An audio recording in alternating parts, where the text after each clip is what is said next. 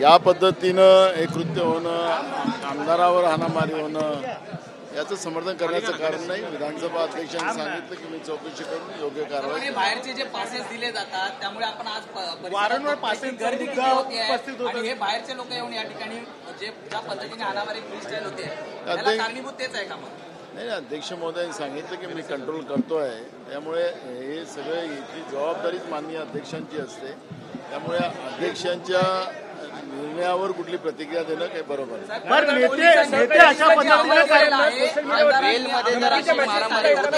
Passes दिले जातात, या पासेसमुळे असे सगळे प्रकार घडतात असं वाटतं का? पोलिसांचा पण अहवाल आहे काय आता सत्ता पक्षाचे मंत्री आमदार आपण पाहिलं असेल की सगळ्यात जास्त लोक त्यांच्याबरोबरच येतात। आता आखरी सत्ता पक्षाने ज्या पद्धती इथं गर्दी जमा करून ठेवलेली आहे त्याचेच हे परिणाम आहेत, पण ही इथलं जी घटना झाली त्याचं समर्थन मी करणार नाही। साहेब, खरं तर प्रश्न हा आहे की ज्या पद्धतीने आपले म्हणजे आमदार असतील नियम मोडतात, लॉबी पर्यंत कार्यकर्त्यांना नेले जातात आणि फोटो सेशन केलं जातं असा अहवाल पोलिसांनी दिलेला आहे। बरोबर आहे, हे काही बरोबर नाही। मी मगाशी सांगितलं की हे बरोबर नाही। लॉबीमध्ये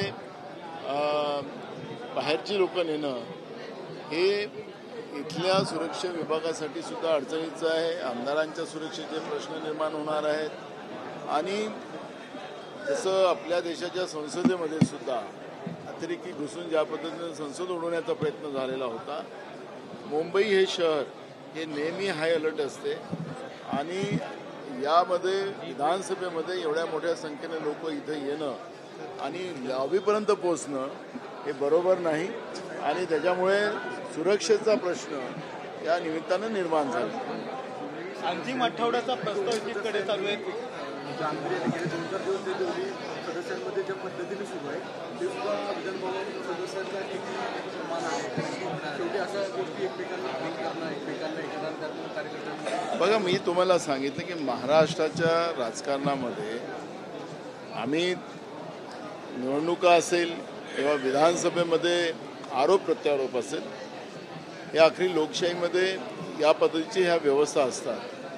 पण सभागृहाच्या बाहेर निघाल्यानंतर आम्ही एकत्रित वागत होतो, ही परंपरा नेहमी राहिलेली आहे। पण आता अलीकडे हा जो प्रकार आपण पाहतो आहे हा प्रकार चुकीचा आहे आणि याला मुख्यमंत्री आणि विधानसभा अध्यक्ष आणि विधान परिषद सभापती यांनी तातडीनं या सगळ्या प्रकरणाला थांबवलं पाहिजे। जी महाराष्ट्राची प्रथा आणि परंपरा जी आहे आणि विज्युअल परंपरा राहिलेली आहे, या परंपरेला ज्या पद्धतीनं छेद दिला जातो असेल ही गंभीर बाब आहे। मी सुद्धा विधानसभा अध्यक्ष होतो आणि मला या सगळ्या गोष्टीची माहिती आहे, पण या पद्धतीचं ही सगळी घटना झाली, याला जो कोणी दोषी असेल तातडीनं अध्यक्षांनी आणि सभापतींनी कारवाई केली पाहिजे आणि हे पुढच्या काळात हा प्रकार घडू नये याची काळजी घेतली। विशेषतः आमदारांचा आग्रह असतो, कारण की बरेच जणांना आतमध्ये घेऊन कुठलाही आग्रह असेल, आखरी सुरक्षा या महत्त्वाचा आहे, सुरक्षा ही महत्त्वाची आहे।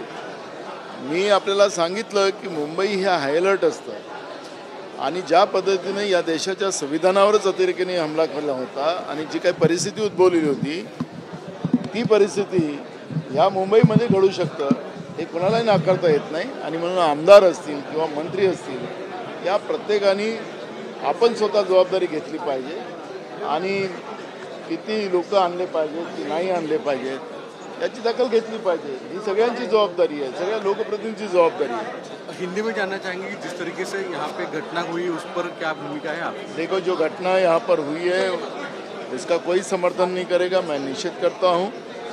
और एक बात हमेशा याद रखना चाहिए कि ये देश के पार्लियामेंट के ऊपर भी अतिरेकी लोगों का हमला हुआ था।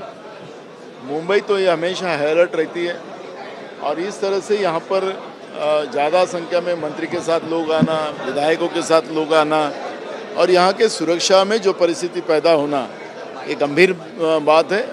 महाराष्ट्र की विधानसभा की एक अलग परंपरा रही है, देश में इसको एक अलग तरह से देखा जाता है, इसका गौरव किया जाता है, लेकिन इस परंपरा को तोड़ा जा रहा है, ये गंभीर बात है। मैं खुद विधानसभा अध्यक्ष था, मुझे ये सब बात का पता है और जो आज घटना हुई उसको मुख्यमंत्री, विधान परिषद सभापति और विधानसभा अध्यक्ष ने भविष्य में ऐसी घटना न हो इसके लिए तुरंत कार्रवाई करें।